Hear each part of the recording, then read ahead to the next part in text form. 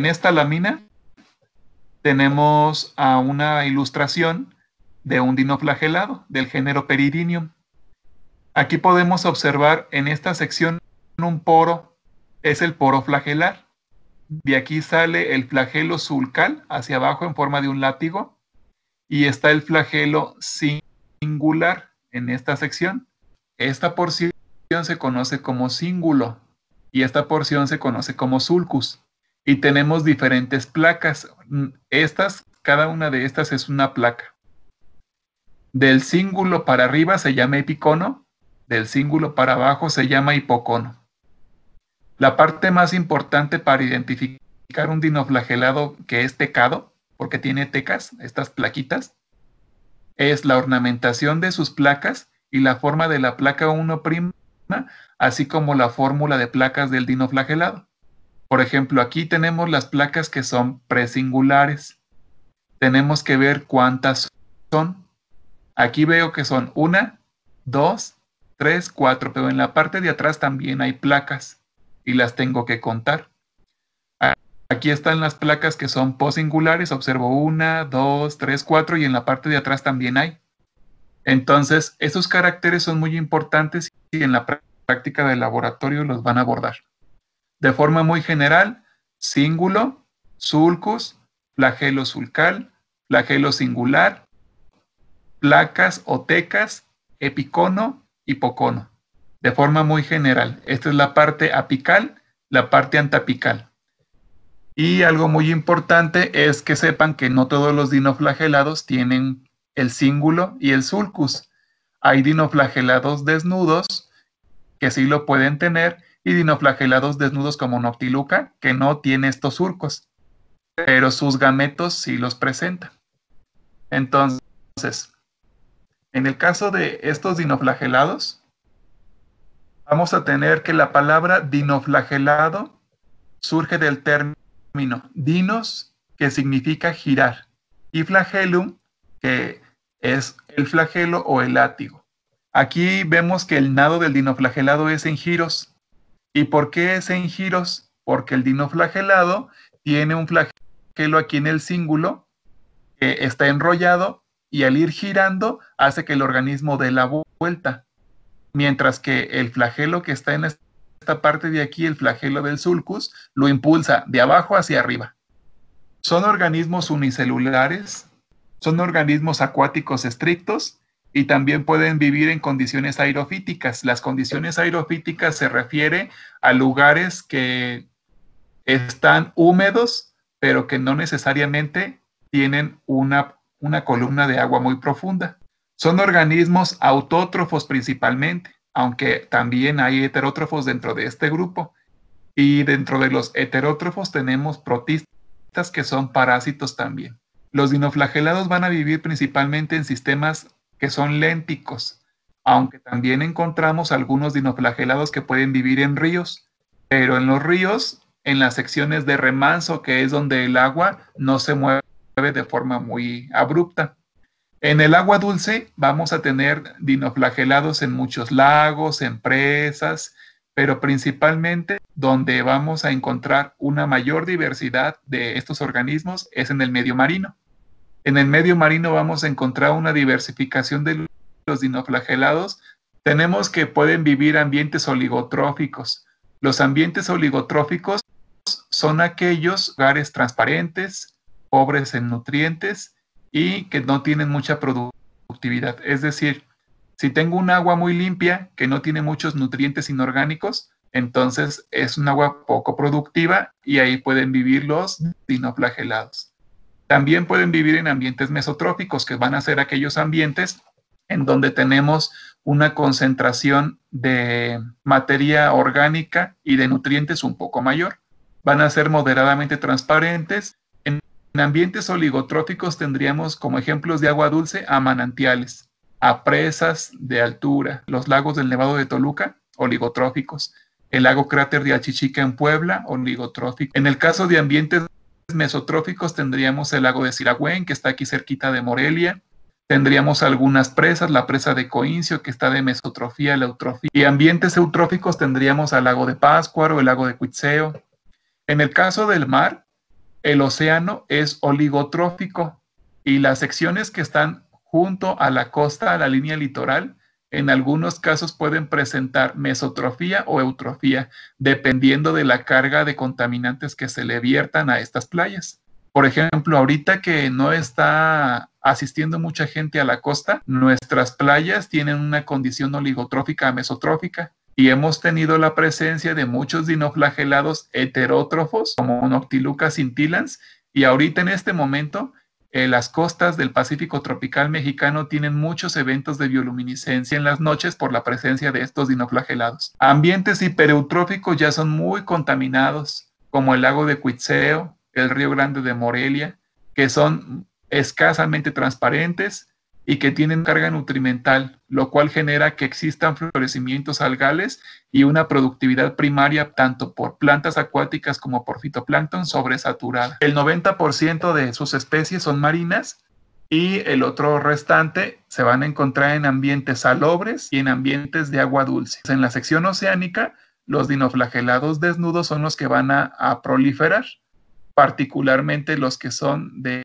hábitos heterótrofos. Van a colonizar diversos ambientes, es decir, van a encontrarse en el plancton, van a encontrarse suspendidos en la columna del agua, pero también los dinoflagelados tienen la capacidad de adherirse a materiales. Los dinoflagelados que se adhieren a plantas son epifíticos, los que se adhieren a arena son episámicos, los que se adhieren a animales son epizoicos y los que se adhieren a cloacas de animales serían endozoicos.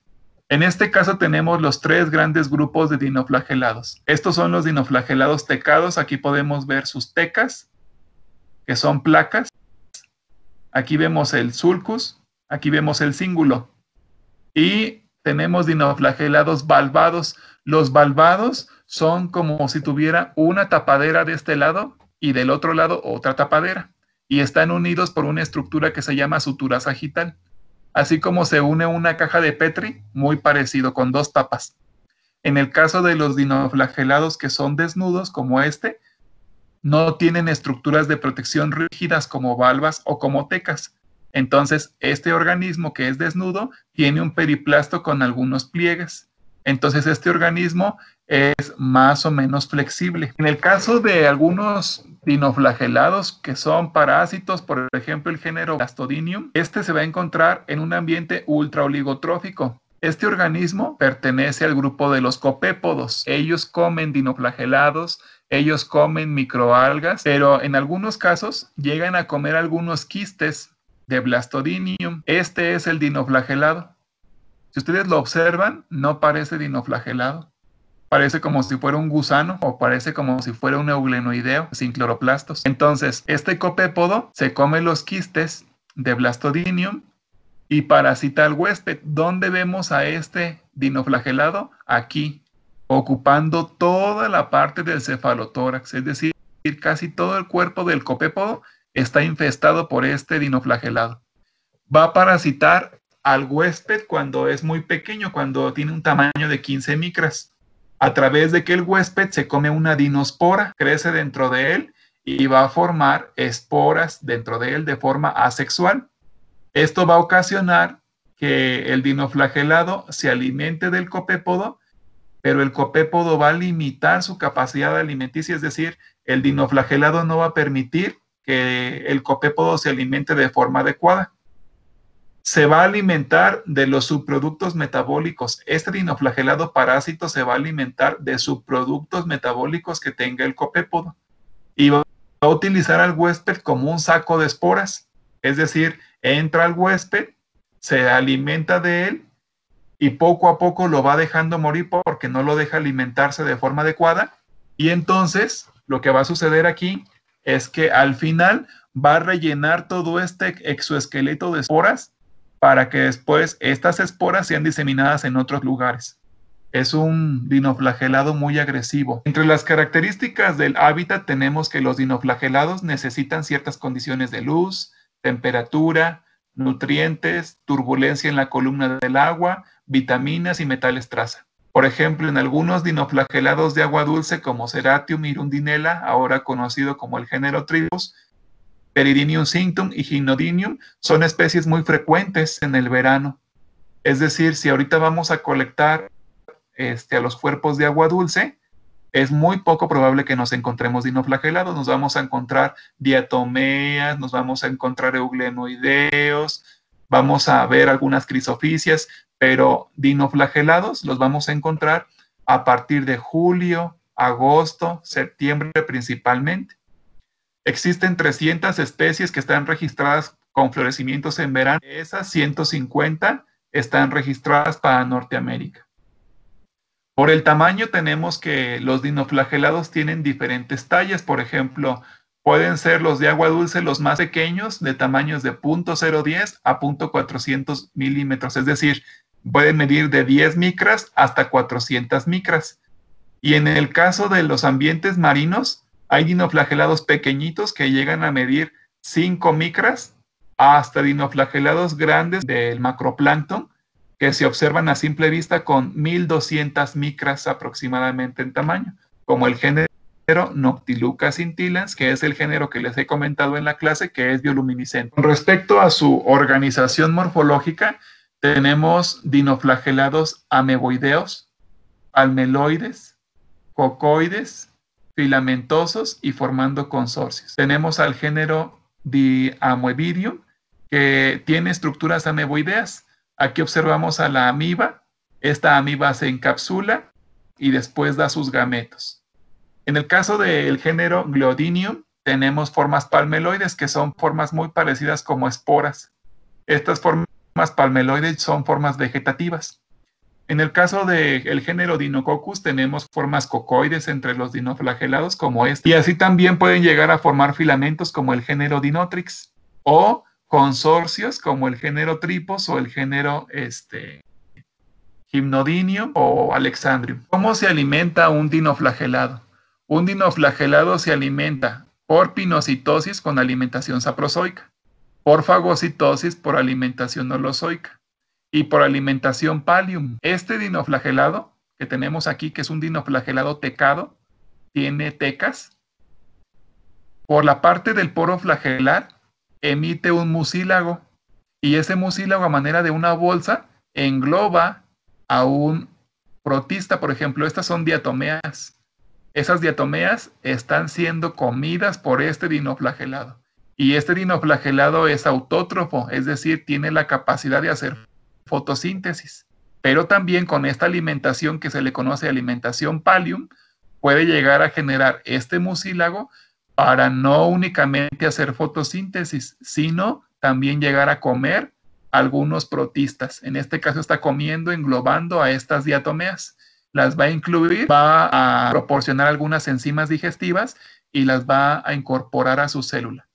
En el caso de esta dinofisis, que es un dinoflagelado valvado, porque tiene una tapadera de este lado y una tapadera del otro lado, podemos observar al proceso alar singular y al proceso alar sulcal. Aquí tendríamos al cíngulo. En este caso, el cíngulo, como está en esta parte, el epicono es chiquito, el epicono sería del cíngulo para arriba. Por ejemplo, en este dinoflagelado, el epicono es del cíngulo hasta la parte terminal. Todo esto es epicono. Y aquí sería el hipocono del cíngulo hacia abajo. Pero en este caso, como el cíngulo está aquí, entonces el epicono es muy chiquito, solamente corresponde a la parte anterior. Y el hipocono corresponde desde aquí hasta acá. Este tipo de estructura nos está indicando que este dinoflagelado no tiene al cíngulo en la parte media, lo tiene en la parte anterior y hace que el epicono sea muy pequeño. Y si observamos, a través del sulcus está generando un mucílago para atrapar también a una alga, a una microalga, siendo que este dinoflagelado también es autótrofo, puede generar fotosíntesis, pero en este caso su alimentación la está cambiando a alimentación heterótrofa para alimentarse de esta microalga. Entonces, aquí tenemos que otros dinoflagelados, como este que observamos aquí, generan un mucílago, atrapan su alimento y luego lo van transportando hacia el poro flagelar para su digestión. Entonces, estas vías son vías de alimentación paleo. Podemos entender que los dinoflagelados tienen alimentación autótrofa, que es la alimentación holofítica, heterótrofa, que es holozoica, saprozoica y alimentación paleo, por lo cual son organismos mixótrofos. En el caso de los que son autótrofos, que desarrollan fotosíntesis, utilizan la energía del sol y utilizan algunos compuestos inorgánicos para fabricar sustancias orgánicas. ¿Para qué sirven los dinoflagelados? Los dinoflagelados son el primer eslabón trófico de la cadena alimenticia. Ellos son los generadores de materia orgánica. Y en el caso de los dinoflagelados que son heterótrofos, se convertirían en los consumidores primarios. Al ser uno de los primeros eslabones tróficos, son la base de las cadenas alimenticias. Es decir, los dinoflagelados serán comidos por camarones, serán comidos por esponjas, serán comidos por algunos nidarios, serán comidos por branquiópodos y algunos otros grupos superiores en la cadena trófica. Los dinoflagelados dejan quistes de resistencia y gracias a los quistes de resistencia tenemos fósiles de dinoflagelados que son del Triásico y del Silúrico. Por ejemplo, este es un quiste de un dinoflagelado y este quiste de dinoflagelado se generó en ciertas condiciones ambientales. Por lo tanto, permiten hacer reconstrucciones del clima del pasado. Los dinoflagelados son generadores de toxinas y estas toxinas, además de controlar poblaciones de otros organismos microscópicos, afectan al hombre, pero también se están utilizando en la actualidad para fabricar compuestos farmacéuticos. Por ejemplo, en el caso de las toxinas, ustedes habrán escuchado sobre las mareas rojas. Las mareas rojas son procesos en los cuales se incrementa la densidad celular de los dinoflagelados, de diatomeas, de rapidofisias y de otros organismos marinos. En el caso de cuerpos de agua dulce, también se presentan floraciones algales. Nada más que las floraciones algales, conocidas como mareas rojas, es un término común para ambientes marinos. En este caso, los dinoflagelados que producen toxinas tienen habilidades para generar endosimbiosis con cianobacterias. Es decir, las cianobacterias, desde el punto de vista evolutivo, le permitieron al dinoflagelado la generación de toxinas. Las toxinas pueden generar intoxicaciones por ciguatera. En el caso de la intoxicación por diarrea, es por el consumo por mariscos. El ser humano come mariscos, como en este caso el camarón. El camarón, al haber filtrado muchas células de dinoflagelados, acumuló las toxinas en su tejido y cuando nos comemos al camarón, nos comemos un concentrado de toxina de dinoflagelado que nos puede causar una diarrea muy severa. En el caso de intoxicaciones por ciguateras, es por una toxina que se conoce como ácido gambérico, o la ciguatoxina o la maitotoxina. En este caso, la intoxicación por ciguatera también es por la alimentación por mariscos, en las cuales se genera una diarrea intensa de 2 a 3 días, debilidad general en 1 a 2 días y ocasionalmente puede causar la muerte por deshidratación. También tenemos intoxicaciones paralíticas en el caso de las neurotoxinas. Comemos mariscos que están infestados de toxinas de dinoflagelados, que son toxinas de las saxitoxinas, y entonces tendríamos problemas que nos generarían parálisis nerviosa y la muerte, porque tendríamos el colapso del sistema circulatorio y el colapso del sistema nervioso periférico. En el caso de la optimización de los dinoflagelados tendríamos al género Alexandrium y Gynodinium. Ellos producen una saxitoxina, la cual se conoce como neurotoxina. Al ser una neurotoxina y afectar el sistema nervioso, se ha visto su uso como anestésico tópico. Es decir, las neurotoxinas lo que ocasionan es que impiden el canal de comunicación del sodio y potasio y se inhibe la sensación de cualquier tipo de dolor. Por eso se ha utilizado como anestésico tópico. En el caso de estos dos géneros también producen otra neurotoxina que se conoce como el ácido cadaico, el cual tiene efectos en enfermedades neurodegenerativas como Parkinson y como Alzheimer. En el caso del género Amphidynium, tenemos que la toxina que produce es anfidinólido, en el cual actualmente se ha buscado un uso farmacéutico para revertir el crecimiento celular, para poder combatir a los tumores. También este género produce gonjaulatoxinas, las cuales son neurotoxinas que inhiben la angiogénesis. Actualmente se utilizan para generar medicamentos antitumorales, pero si no se utilizan en la industria farmacéutica, causan colapsos en el hígado, en corazón y en el sistema nervioso central y periférico. En el caso del género Protoceratium, tenemos la toxina protoceratina, que es una neurotoxina, la cual se está utilizando como anticancerígeno. El género Symbiodinium produce zoxantelatoxinas, las cuales son vasoconstrictoras y se utilizan como antiinflamatorios para prevenir la osteoporosis y como antileucémicos. En el caso del género Gambiardiscus, tenemos que la toxina que produce es el ácido gambérico, el cual se utiliza como antifúngico. En cuanto a la dispersión de los dinoflagelados pueden dispersarse principalmente por corrientes de agua. Aquí observamos en pantalla una marea roja. Vemos aquí a una floración de algas. El mar tiene esta coloración de forma natural y toda esta acolmatación de células son células que han sido transportadas por las corrientes que las concentran y al aumentar el contenido celular generan floraciones algales, en este caso de dinoflagelados. Además, pueden ser transportados por el viento una vez que las esporas quedan en la orilla, pueden ser transportadas por el viento, así como por algunos animales migratorios. En el caso de los animales migratorios, los pueden transportar en sus estructuras de protección o en sus extremidades.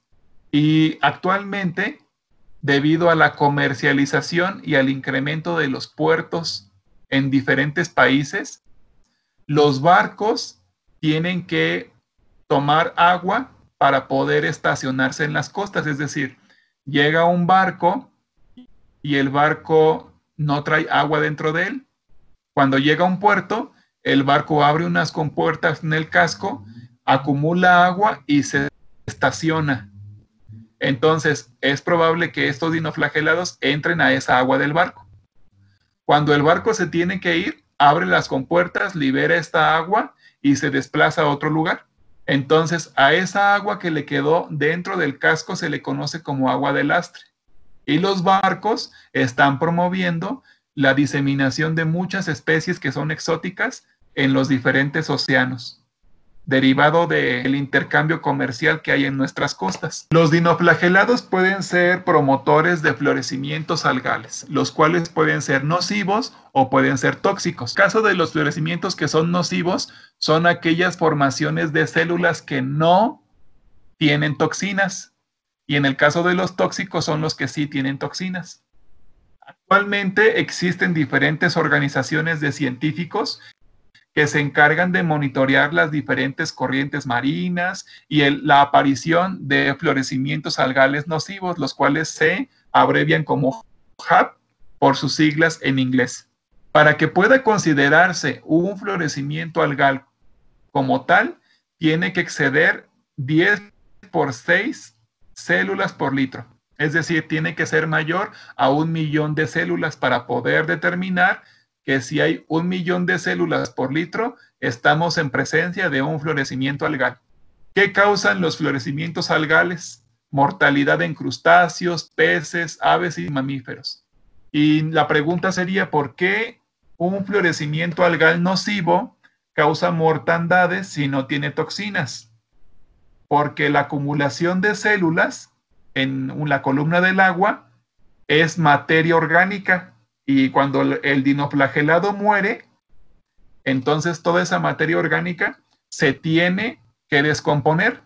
Al descomponerse, entonces está generando eventos de reducción de oxígeno que generan hipoxia y anoxia. y por eso tenemos mortandades masivas de todas las comunidades de organismos que están asociados a ambientes marinos.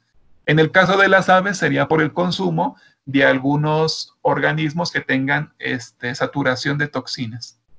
La coloración de las floraciones puede ser roja, café o amarilla, dependiendo de la especie que está generando el florecimiento, ya que no todas las especies tienen la misma concentración de pigmentos.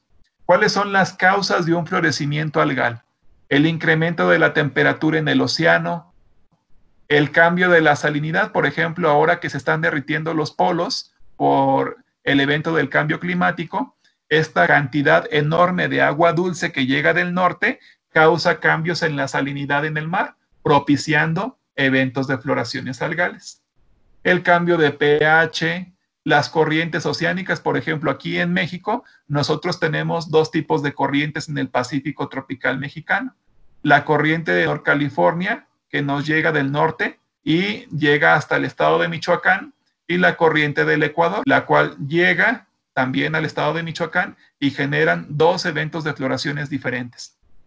Con respecto al viento, el viento es una causante de la acumulación celular y puede generar un florecimiento algal. La luz, eventos de surgencia que tenga el mar, es decir, volcamientos que tenga el mar desde el sedimento hasta la superficie. La ausencia de competencia, es decir, la falta de un predador para comer al dinoflagelado, o la contaminación antropogénica, las descargas que hay en los puertos, los ríos en sus deltas con las descargas de aguas no tratadas ricas en nutrientes, así como algunos otros factores de contaminación que promueven florecimientos. Los dinoflagelados tienen la particularidad de eventos de bioluminiscencia. Existen dos tipos de emisión de bioluminiscencia, es decir, es luz generada por el dinoflagelado. Una luz puede ser por quimioluminiscencia, es una reacción química exergónica, la cual transmita la energía liberada en energía lumínica. El otro proceso es fotoluminiscencia, el cual depende de la absorción de la luz. El dinoflagelado tiene la capacidad de absorber luz y después refractarla. Pueden emitir una luz de color azul verdosa o una luz de color plateado, que principalmente está asociada a un compuesto que se llama luciferina, el cual se oxida con una enzima denominada luciferasa, la cual permite la emisión de luz. Algunos caracteres taxonómicos son los siguientes. Observamos el cíngulo, el sulcos, un poro apical, el poro flagelar, el flagelo sulcal, el flagelo singular, algunos tricocistos. En el caso de dinoflagelados que son tecados, tenemos tecas, que son las placas, la placa 1', las placas apicales, placas presingulares, placas singulares, placas sulcales, placas posingulares y placas antapicales. Tendríamos el cíngulo, el sulcus, el poro flagelar, de donde sale el flagelo sulcal, y de donde sale el flagelo singular, así como el poro apical. En el caso de algunos dinoflagelados, por ejemplo, estas fotografías que observamos aquí, vemos que tienen al cíngulo en forma de una Z. El cíngulo, que debería estar únicamente en la sección ecuatorial, tiene diferentes estadios morfológicos. Este es de una especie y este es de otra. Entonces, al estar en esta forma de Z, el cíngulo nos estaría indicando otro género de dinoflagelado diferente. Y en el caso, por ejemplo, de este dinoflagelado, vemos que tiene una variabilidad morfológica muy grande. Cada una de las láminas pertenecen al mismo género. Es el género Carenia. Por ejemplo, y casi no parecen dinoflagelados, pero lo son. Aquí está el cíngulo, aquí está el cíngulo, aquí está el cíngulo, el sulcus, aquí el sulcus está reducido y aquí también está reducido. Todos estos organismos son especies del género Carenia. Y tenemos algunos caracteres, por ejemplo, de estos organismos que tenemos en la lámina, podemos ver, este es desnudo, desnudo, desnudo, desnudo, valvado, valvado, valvado, valvado y tecado. Si queremos identificar alguno de ellos, vamos a identificar a este, que ya saben ustedes su nombre. Dice, células sin placas o tecas, células con placas o tecas. Como este no tiene ni placas ni tecas, me voy por el 2. Células con cíngulo y sulcus evidentes, no tiene cíngulo ni sulcus evidentes. Me voy por el 3. Células globosas, sí es un globito, me voy por el 4. Células con tentáculo o sin tentáculo, aquí tengo el tentáculo. Entonces corresponde al género Noctiluca. Ahora voy a ver a este género de aquí, este que parece una luna. Sin placas o tecas o con placas, es desnudo. Me voy por el 2. Con cíngulo, yo no observo ni cíngulo ni sulcus, entonces me voy por el 3. ¿Es globosa? No, no es globosa, es una célula que es fusiforme. Entonces, fusiforme convexa, sí, es el género Pirocystis. Ahora me voy con este. Células sin placas, sí, es desnudo, me voy al 2. ¿Tiene cíngulo y sulcus? No se le ve, me voy al 3. Células globosas, sí es un globito, me voy al 4.